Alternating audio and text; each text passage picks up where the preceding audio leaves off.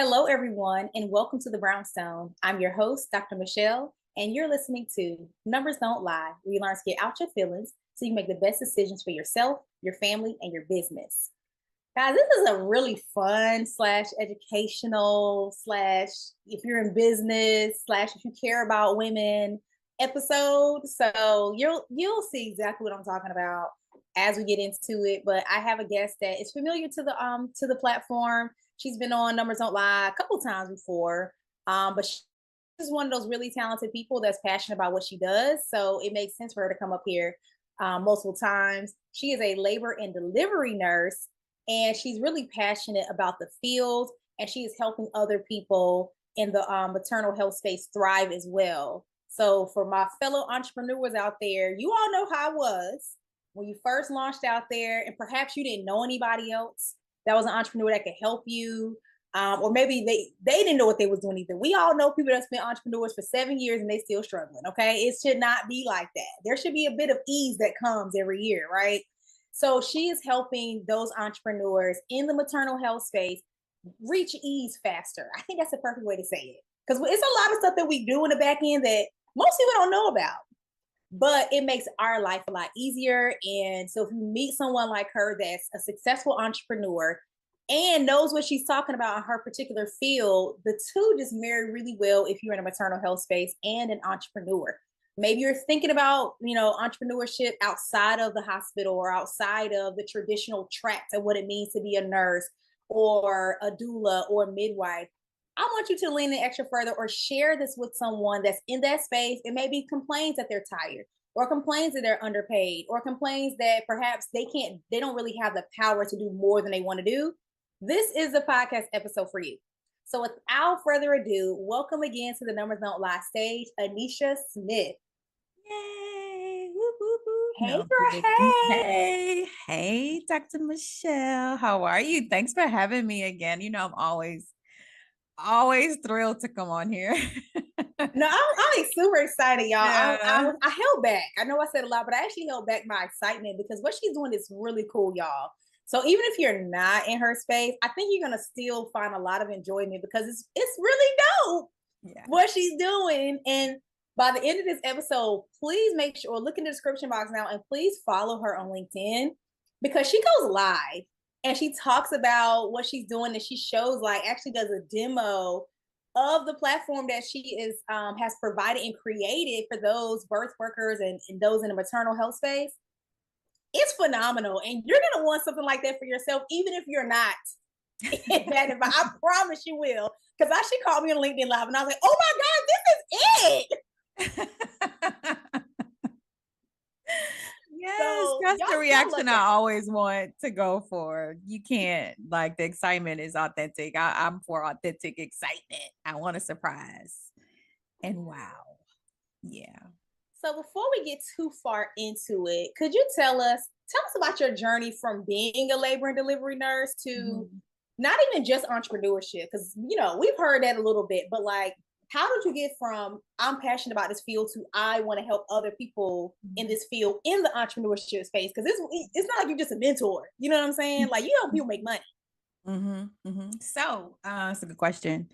And I'll just tell you a little bit. It's almost like this full circle moment. That's kind of how I'm starting to see it, as I'm getting more and more feedback around those who have been very gracious, very thankful that, I'm trying to provide the space. So, I've been a labor delivery nurse for 24 years. I'm in my 25th year.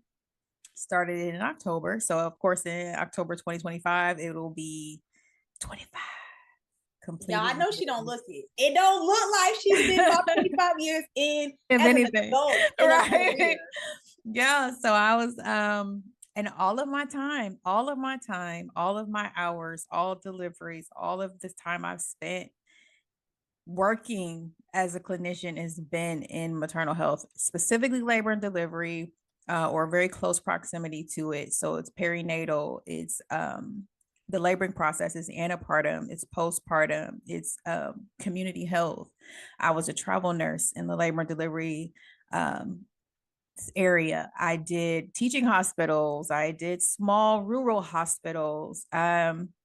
if you named it, like I've taken care of almost any kind of sick person that was pregnant, including HIV, including kidney failure, heart failure, art lines, you name it. And I know half of the audience is probably like, what? But yes. So um I've worked in very high risk situations. I've seen my bandwidth is really wide of the type of care that I've done over the years.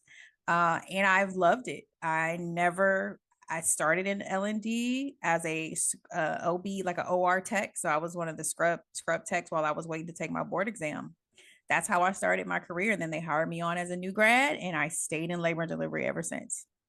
So that was and I'm still here. I've cut back on all the working, but I am still a clinician. I still do work directly with families. And I've done a lot of entrepreneurial things on the way.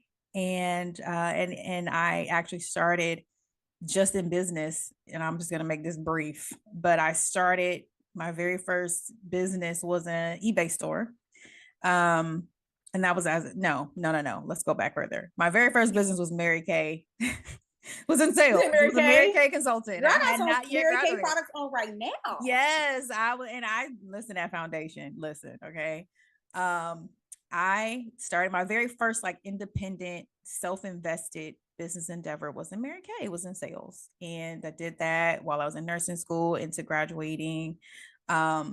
And then I moved on to physical. So I stayed in the physical space. I got into eBay. I had an eBay store. I was selling clothing. Then I got into more physical with books, and me and my husband we wrote a couple of books together. And then I got into more physical with Reflections by Zaina, which was the largest. This was the most successful business I had. So I mean, you talk about reiteration in business. This is like 4 businesses later, 4 tries later, we were able to grow $1 million brand in products with no brick and mortar store, just using the internet. And I absolutely love the movement that our business brought to healthcare professionals of color, because it allowed them to be represented at work through our badge rails and our other accessories. It took off, and this is in 2016. So I think what happened with me, especially kind of as COVID started wrapping up and the world started opening back up again, and then they started kind of bringing the whole maternal that picture back to the forefront of maternal morbidity and mortality numbers, embarrassingly terrible for the United States. Maternal deaths, primary C-section rates, maternal postpartum depression and suicide. So many things were like, excuse me. Like, and then you've got folks that are afraid to come to the hospital. You've got all these like new things that are coming up. Like, what, you blink and I'm over here doing my thing in business, and I'm doing both things, but I hadn't really kept a really close eye on the pulse of maternal health as it looked as a community, as a country. What are we doing? And I'm a part of this as a labor nurse. I'm in this. And I was like, okay, so I took a step back, just myself as I'm getting into this, 20 plus years. And I'm like, so what can I do? Maybe what can I do? How can I use what I've learned in business to like help? Because we can always get trainings, and there are trainings everywhere, trainings, courses, and all kinds of things that help train folks into being better doulas and being better birth workers and being better, but nothing that really addressed business, running business online, understanding that process of sustainability. And that was something that I did learn while I was out here in these e-commerce streets and in these entrepreneurial streets. I did pick that up. I part of some amazing communities, and I learned a lot, and met a lot of folks. And I'm like, how can I bring this back? Like, how can I bring it back? And so that is where we are right now. It was me deciding to, instead of jumping directly into more education and more courses around, I was like, there's plenty of that out there. I want to do the business side. I want to teach birth workers and passionate maternal health professionals who decide that they want to do something themselves as a business owner, how to do that better, how to be online better, how to have better messaging, how to take the passion and be a passionate caregiver, but also be a very serious business owner who's building for sustainability. So that's where we are. That's where Kendra Connect came from. That's where your ecom strategist came from. It just came from taking what I had learned and giving it a little bit more purpose. Did you know that data-driven organizations were 19 times more profitable? 19. You heard me right. Perhaps you're asking, what is data-driven and how do I become one of those organizations? I'm so glad you asked. I want you to go take a quiz. It's a simple, quick quiz to help you assess if you are in fact one of those organizations. Head over to mogulbeginnings.com/data into dollars quiz now. That's mogulbeginnings.com. You just go to mogulbeginnings.com and it'll show you the data into dollars quiz. Take it now. You'll see if you're on your way to 19xing your profitability. You're listening to Numbers Don't Lie on KCCR Cityscape. We hope you're enjoying the tunes and all the jams. Make sure you visit our website over at brownstoneworldwide.com to learn about all things Brownstone. You can check out Brownstone Living Magazine and all the great things that we have on the website, as well as the shop. You just got to head over to the website, brownstoneworldwide.com. Keeping it locked to KCCR Radio, my station, the Brownstone Center. And don't forget, no matter where you go, there we are. As I said, I don't know how I end up getting into these professions where nothing is done for me and I have to do everything from scratch. But this was one of those things. I went looking for templates. I went looking for examples of how I could kind of get this information gathered so that we could collect it as a form. And who's creating the form? I am, because it does not exist in this space.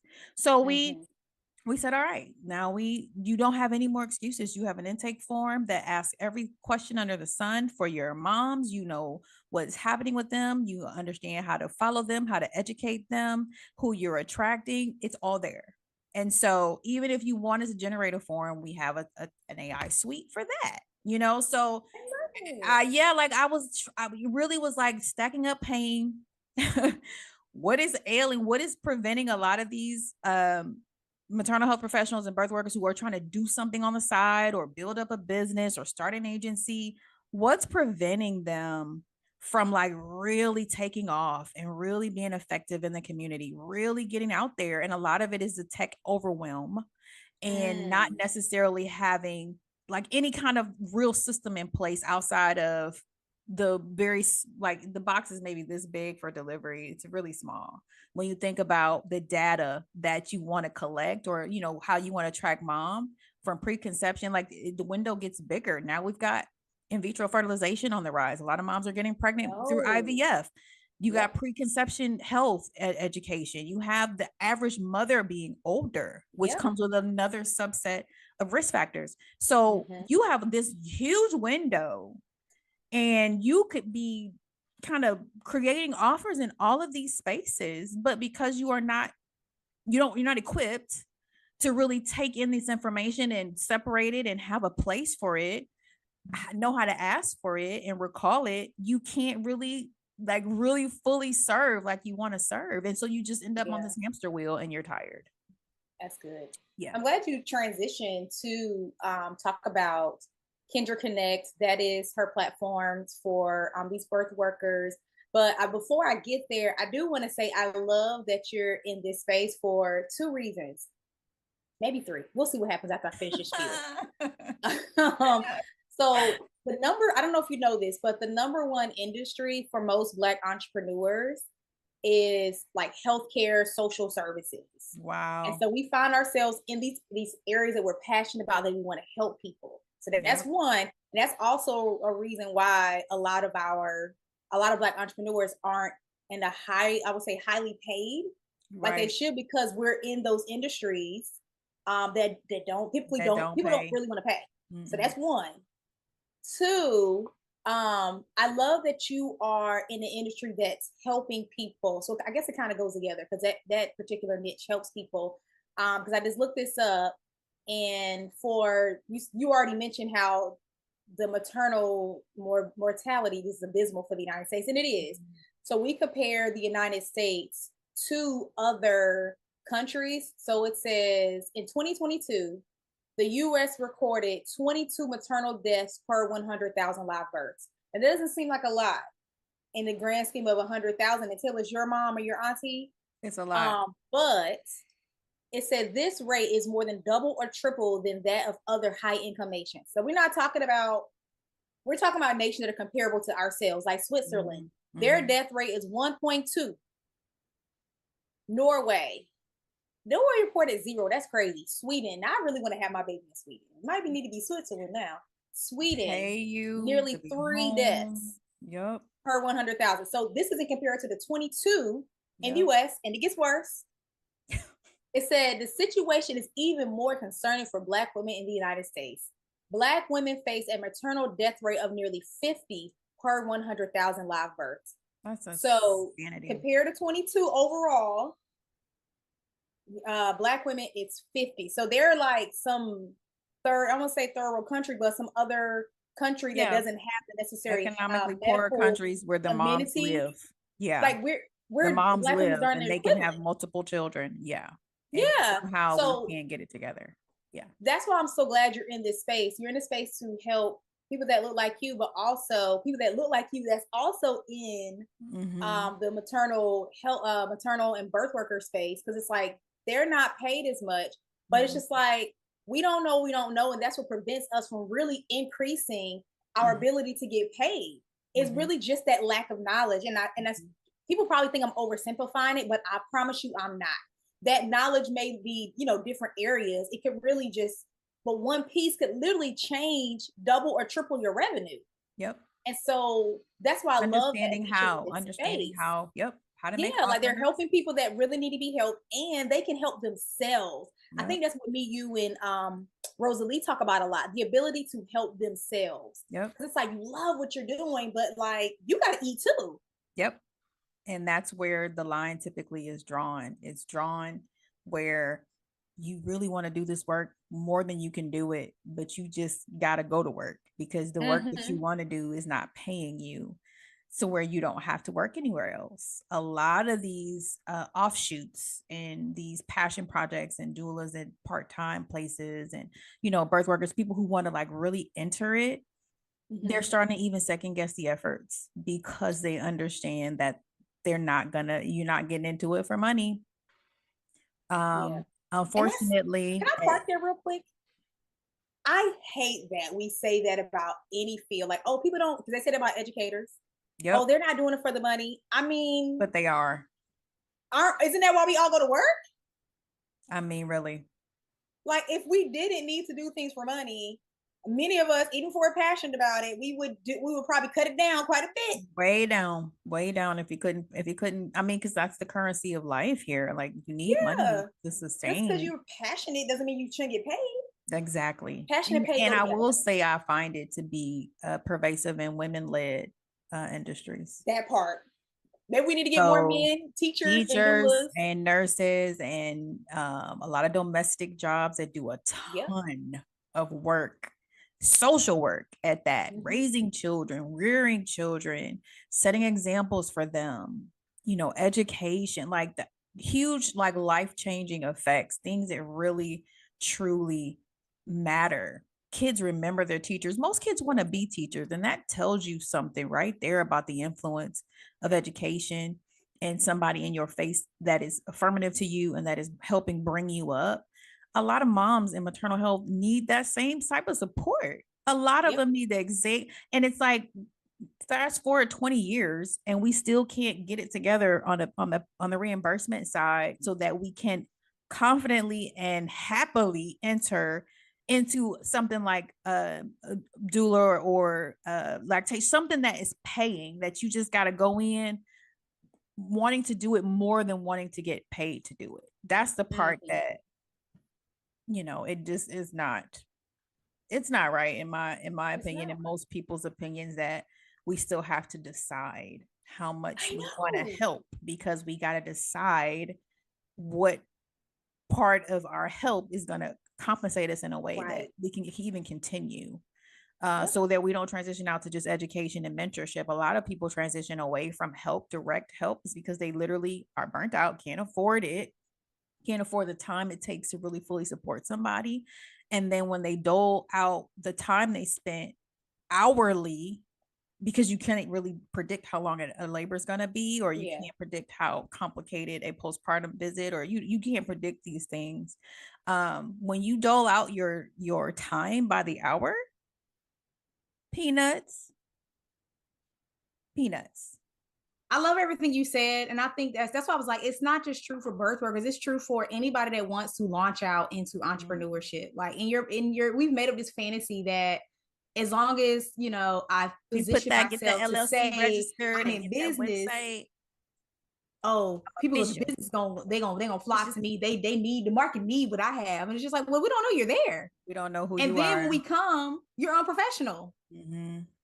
Or you can't handle. You don't even know what you're offering.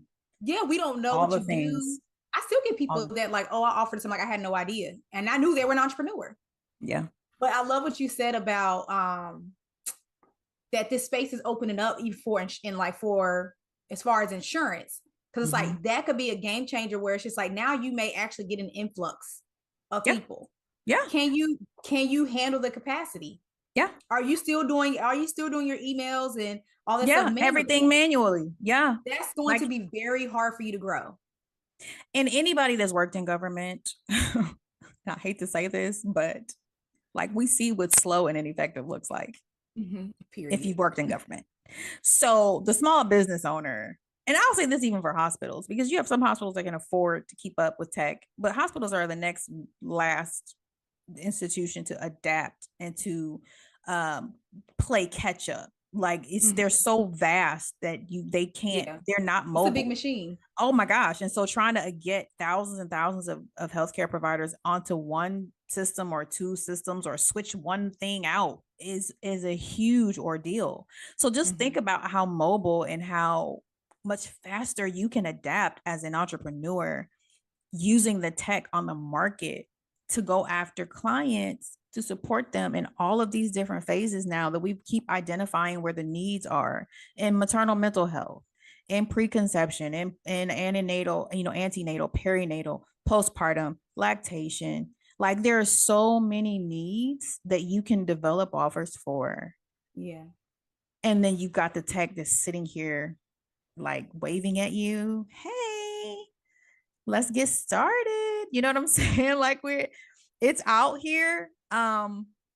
We're almost out of excuses, y'all, because when they start reimbursing, people are going to start scrambling about how can I, who can help me? And I'm telling you right now, you gonna help you, because if you keep near to the ground and you see what's happening, you can see that it's coming. And that's why I have more people reaching out to me that are agency owners. They see what's coming. Like they're getting ready for that influx of birth workers, of lactation, of doulas, of midwives and nurses and birth nurse assistants, and all of the things that are required to support mom outside of the hospital, because moms are opting for home births and birthing center. They are. So you heard the stats I read. That's from the hospital, y'all. Whole nother need. It's not even like we're talking about, oh, that's happening in the house. It's happening in the hospital where the professionals are. Yep. Women where the professionals are. Yep. They're taking their chances at home. Okay. Yep. At home, in birthing centers, in the bathtub, wherever it is, like, so the needs are there. But you can't sit on the sidelines and just wait to be picked off the bench. Like that's where I see the pain points happening, is that folks get this doula, and I say doulas because it's a really wide, there's just so many more being utilized, and people sliding into that space. There's going to become separation pretty soon. And I've said this to agency owners. You want to make sure your standards are in a way that you are, as an agency owner, hiring and working with and contracting the best. And the best is going to present themselves professionally as a business owner and have the skill set and have the business. I don't even call it acumen. You don't have to be a pro at it, but you need to understand the gravity of the customer journey and how to treat folks and how to answer emails and how to be timely and, you know, how to not quit in the middle of something. Like all of these things, that's where the separation will come from. And these moms and these high net worth families that are looking for the same type of providers, looking for lactation, looking for mental health, you know, therapists, looking for doulas on call, like the income doesn't matter. They're looking for the best. Mm-hmm. And you want to present yourself to be able to work with anybody of any income level. And so if you don't treat yourself, you know, in that way, if you don't feel like you are yourself are worthy of that as a business owner, then how do you communicate that message to somebody you're expecting to pay you? So Anisha, tell the people how they can reach you, because I know they're going to be looking for you now. Yeah. Well, you can find me on LinkedIn. I am Anisha Smith, RNCOB, on LinkedIn. And that's probably the easiest way to look me up. I am on the internet streets in a few different ways. I'm your e-com strategist on Instagram. I'm also Reflections by Zaina, my product brand. I'm around. And if you are interested and you're in the maternal health space, if you're looking to pull an idea, pull something out of you that you can market and sell to families, to moms, and to be impactful and profitable, that is what Kendra Connect is about. We have a membership that helps grow professionals and birth workers to make offers and to use the tools that we've developed. I have an AI suite of tools. We have a SaaS platform that allows you to market and to build your brand. We want to help you put it all together. And we do that in a community setting. We do it with group coaching. You know, we've got some really cool people in our midst and some great connections. So we of course invite, and this could be med spa. Like I tell people, if you're touching the mom in any capacity with your product or service, even if it's giving her a facial, even if it's giving her Botox, like there's a way that you can have an offer for this space. You don't have to be a birth worker. You can benefit from just learning how to create things that speak specifically to stages in her life, before, during, and after she delivers, and even in that first year. So I invite all of you to come. I invite all of you. KindredConnect.io is the platform that explains kind of what it does. You know, and you can always reach out to me with the contact email that's at the bottom of that website. Anisha@KindredConnect.io is how you can email me as well. So find me on LinkedIn. That's probably the quickest way to get to me. Yeah, I love you some LinkedIn now. So yeah. I met some amazing people. Mm-hmm. A great way to find out what's happening, you know, in our space is a very heavy maternal health presence on LinkedIn, as far as just like the networking and the support. There's a lot there. So you can learn a lot, and you can learn a lot about how you can fit into the space if you're looking to create offers in the space. So definitely come join us over there if you're not over there already, for sure. Thank you, Anisha. Yes, always a pleasure, Dr. Michele. Always a pleasure. Always a pleasure. Y'all, make sure you connect with Anisha, okay? She's brilliant. And then if you're LinkedIn, go ahead and look me up too, Dr. Michele Josie. Please look up LinkedIn, the data doc. Mogul Beginnings, my business also has a LinkedIn page. But yes, make sure you visit me there. You can visit me at mogulbeginnings.com for all your data needs. It's particularly for those mission-driven organizations. That's who I love to serve, because you guys can reach people that I cannot. Mm-hmm. So I love to be able to empower you guys. So mogulbeginnings.com. We got some cool tech tools coming out as well to help you get to what you need faster. Yes. So reach out to me over there on LinkedIn. I'm all things Mogul Beginnings on social media and all that too. So you can reach me, find me, follow us, learn something. Yes. And also be sure to connect with us on Brownstone. So all things Brownstone Worldwide, that's social media, as well as brownstoneworldwide.com. Got some cool stuff over there. So make sure you go check it out. Alrighty, girl. I had fun. Absolutely, always. Hope you guys had a great time listening. And I guess we'll see you on the next episode.